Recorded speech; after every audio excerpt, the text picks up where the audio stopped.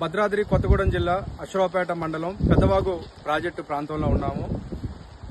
1970లో అప్పుడటువంటి ముఖ్యమంత్రి గారు జలగం వెంగళరావు గారు ఈ ప్రాజెక్టు నిర్మించారు.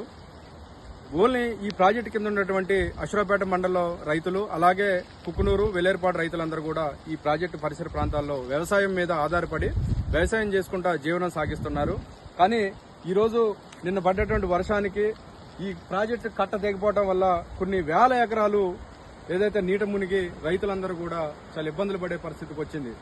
ఎందుకంటే ఇది కేవలం అధికారుల నిర్లక్ష్యంతోనే ఈ కట్ట తెగిపోయిందని చెప్పి రైతులందరూ కూడా చెప్పడం జరుగుతుంది. రైతులు అధికారులు గట్ట తక్షణమే స్పందించుంటే ఈ కట్ట తెగేది కాదని చెప్పి రైతులందరూ కూడా ఆవేదన వ్యక్తం చేస్తున్నారు. ఎందుకంటే పంట పొలాలు, చేతికొచ్చినటువంటి పొలాలు ఇవన్నీ కూడా డ్యామేజ్ అయ్యి ఈ రోజున పాపం రైతులందరూ కూడా రోడ్డు మీదకి వచ్చి చాలా బాధపడుతున్నారు. ఎందుకంటే కొన్ని వేల ఎకరాలు పంట నష్టం జరిగింది.